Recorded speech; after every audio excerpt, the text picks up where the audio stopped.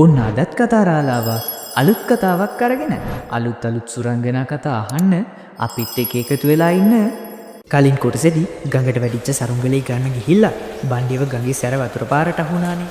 ඉතින් මෙයා ගඟේ පාවෙලාව කොටේ කෙල්ලිලා තමා යන්තම් ගිලෙන්නේ නැතුව බේරෙන්නේ. ඉච්චරයි සුද්දටයි මෙයාව මග ඇරුණා. මේ දෙන්න දිගටම ගම් ඉවර දිගේ එනවා. කොහොම හරි බණ්ඩියව ගහගෙන ගිහිල්ලා තියෙන්නේ කැලයක් මැදට. මෙයත් කොහොම හරි හිමීට ගඟෙන් ගොඩට එනවා. දෙයියනේ මේ කොහෙටද මම මේ ඇවිල්ලා තියෙන්නේ? හතර වටේටම කැලේ. බණ්ඩිය නම් හොඳටම කලබල වෙලා ඉන්නේ. මෙයා හිමීට ගඟ දිගේ ගම පැත්තට යන්න පටන් ගන්නවා. හිච්චයි සුද්දයි ගඟ දිගේ පහළට එන ගමන් තමයි ඉන්නේ. පව් බණ්ඩියා. එයාව කොච්චර දුර ගහගෙන ගියත් දන්නේ නැහැ. ඔව් හොඳටම බය වෙලා ඇත්තේ. අපි කොහොම හරි බණ්ඩියව කරුවල වැටෙන්න කලින් හොයාගමු. මේ දෙන්න මෙහෙම කතා කර දිගටම ගඟ දිගේ පහළට එනවා. මාව කොච්චර දුර ගහගෙන ඇවිල්ලාද? අම්බෝ ඇවිදලම කකුල් දෙකත් රෙදෙනවා. ඒ මදියට බඩත් ගිනි. බණ්ඩිය මෙහෙම හිත හිමීට ගඟ දිගේ ඉස්සරහට යනවා. මෙහෙම යද්දි මෙයා දකිනවා ටිකක් කැලේ ඇතුළට වෙන්න පාළු ගෙයක් තියෙනවා. මෙන්න බොලේ ගියා. මේ මහ කැලේ මැද කවුද ජීවත් වෙන්නේ? ගිහිල්ලාම බලමුකෝ. බණ්ඩිය හිමීට කැලේ ඇතුළට ඇවිදගෙන යනවා. මෙයත් හිමීට ගේ ළඟටම කිට්ටු කරනවා. අම්මී මේ ගෙදර දකිද්දිත් බය හිතෙනවා. මේ වගේ තැනක කවුරු ඉන්නවත් දන්නේ නැහැ. මේ ගෙදර ජීවත් වෙන්නේ මේ කැලේට අධිපති මහා භයානක යක්ෂණියක්. ඉතින් බණ්ඩිය මේ ගැන දන්නේ නැහනේ. මෙයා කොහොම හරි ගේ ඇතුළටම යනවා. මෙයා යද්දි නම් ගෙදර කවුරුත්ම නැහැ. මෙන්න අඹ ගොඩ. ඒ වගේ සුවඳ නිකන් මට එන්න කියනවා වගේ. බේන්න කවුරුත් ඇත්තෙත් නැති එකේ හිමීට දෙකක් තුනක් කාලා මාරු වෙන්න ඕන.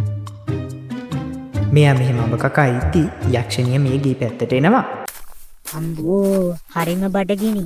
අද නම් කනවා බඩ පැලෙන්න. යක්ෂණිය එන සද්දය ඇහිච්ච බණ්ඩියා ඉක්මනට මේසයට හැංගෙනවා. කොමගේ අඹ ටික මොකද මේව හොරකම් කරේ? කාටද ඉච්චර හයියා?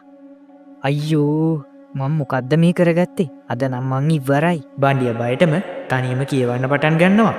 මෙයාගේ මේ සද්ද ඇහුණ යක්ෂණිය එකපාරටම මේසයට බලනවා. තමුසේද මගේ අඹ ටික හොරකම් කරේ?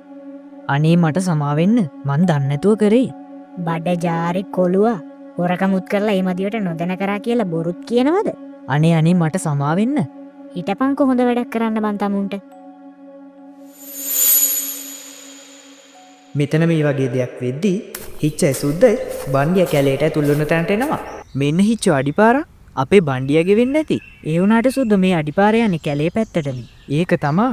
පොඩ්ඩක් මෙතින් ඉඳන් කතා කරලා බලමුකෝ. දෙන්න මෙහෙම කතා කරන ගමන් ඉද්දී හිච්ච දකින්නවා අර ගෙදර. අන්න සුද්දුගයා බණ්ඩිය ඒ පැත්තට ගියාද දන්නේ? මේ කැලේ මැද කවුද ඉන්නේ? කමන්නේ ගිහිල්ලාම බලමුකෝ. ඉතින් මේ දෙන්න කැලේ මැදින් අර ගේ පැත්තට යන්න පටන් ගන්නවා. ගෙදර කවුද? මෙහි කවුරු හරි ඉන්නවද? ඒ පාර මොකද මට වද දෙන්නේ?